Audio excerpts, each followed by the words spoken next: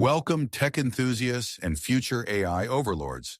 You're listening to Mapping the AI Frontier, where we navigate the treacherous waters of generative AI startups with nothing but our wits and a trusty Wardley map. And don't forget our inflatable AI assistant, Gale. Generally amusing, intermittently logical. She's like Siri, but with a better sense of humor and a slight existential crisis. Today, we're diving headfirst into the crystal ball of GenAI startups. We'll be exploring how to anticipate market movements and shifts, or as I like to call it, how to predict the future without a DeLorean. All right, Tom, let's kick things off with the breakneck pace of technological advancements in GenAI. It's like Moore's Law on steroids, isn't it? Absolutely, Mark. It's moving so fast, even Usain Bolt would be out of breath trying to keep up. One day, you're marveling at GPT-3, and the next day, it's as outdated as a flip phone at a tech conference. Exactly. And that's where Wardley Mapping comes in handy. By mapping these technologies on the evolution axis, startups can anticipate when certain capabilities will become as common as avocado toast at a millennial brunch. Speaking of which, I heard a seasoned AI researcher say, the Gen AI landscape is characterized by rapid technological leaps. What seems cutting-edge today may be commonplace tomorrow. It's like the AI version of The Curious Case of Benjamin Button. Everything's aging in reverse. That's a great point, Tom. Startups need to be constantly monitoring and mapping key technologies like natural language processing, computer vision, and reinforcement learning. It's like playing chess, but all the pieces keep transforming into different pieces every few moves. Now let's talk about user expectations, Mark. As Gen AI becomes more prevalent, users are getting pickier than a cat in a gourmet fish market. You're not wrong, Tom. It's like the AI version of if you give a mouse a cookie. If you give a user AI-generated content, they're going to want it personalized, ethically sourced, and probably with a side of blockchain. Exactly. Startups need to map current user needs and project how these might change. It's like being a psychic, but instead of reading tea leaves, you're reading user feedback and market trends. And let's not forget, as users become more AI-savvy, their demands for quality, customization, and ethical considerations are skyrocketing faster than a SpaceX rocket. Now, Tom, let's venture into the treacherous territory of AI regulations. It's like the Wild West out there, but instead of cowboys, we've got policymakers trying to lasso runaway algorithms. Oh, absolutely. It's like trying to nail jelly to a wall. Just when you think you've got a handle on the regulations, they shift again. Startups need to be more flexible than a yoga instructor teaching a class of rubber bands. Precisely. By mapping the current regulatory landscape and anticipating potential policy changes, startups can prepare for compliance challenges. It's like playing regulatory whack-a-mole, but with higher stakes and less carnival music. And don't forget, Mark, this is also an opportunity to differentiate through responsible AI practices. It's like being the designated driver at a data party. You might not be the most popular at first, but everyone's going to appreciate you in the long run. All right, Mark, let's talk about the cutthroat world of GenAI competition. It's like the Hunger Games out there, but instead of fighting for survival, startups are battling for market share and VC funding. May the odds be ever in your favor, indeed. The Gen AI market is more crowded than a New York subway during rush hour. Startups need to map the positions of key competitors, potential acquirers, and emerging players. Absolutely. I heard a prominent venture capitalist say, the Gen AI market is ripe for consolidation.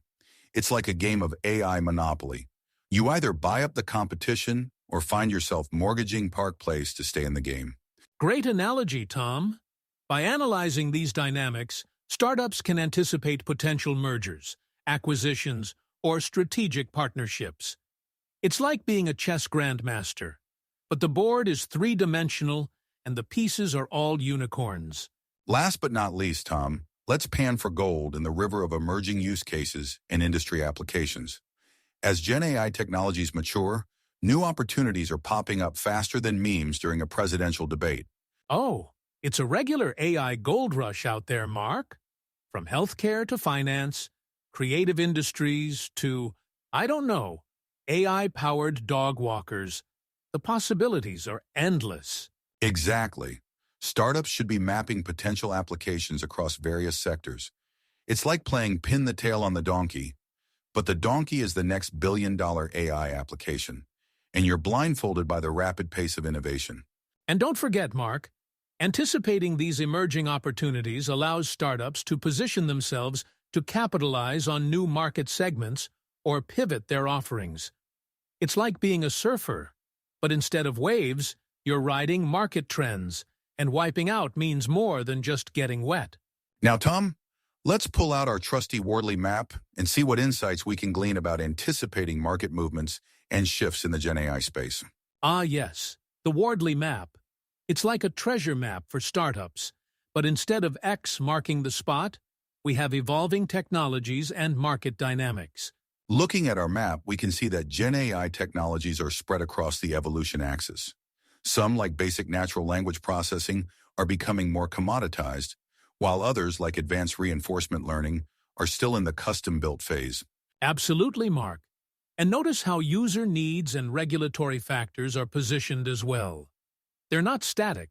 They're moving along the map, influencing the evolution of technologies and business models.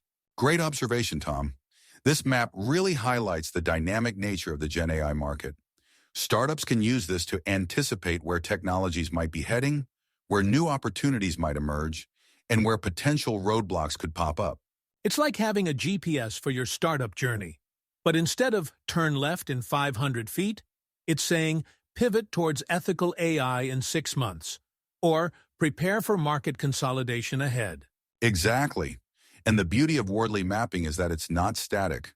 Startups should be regularly updating their maps to reflect the latest market dynamics.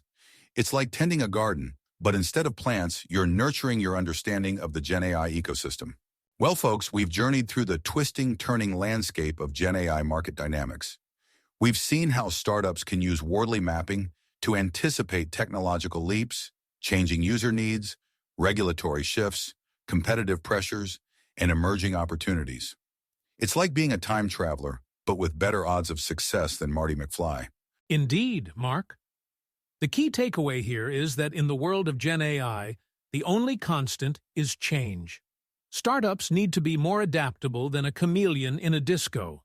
By leveraging tools like Wardley Mapping and staying alert to market movements, they can not just survive, but thrive in this AI-powered future.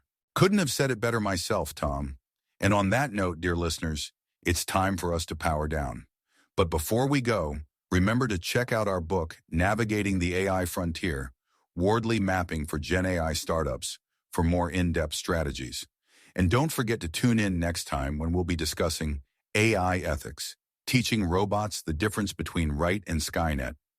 Until then, stay curious, stay innovative, and may your algorithms always converge.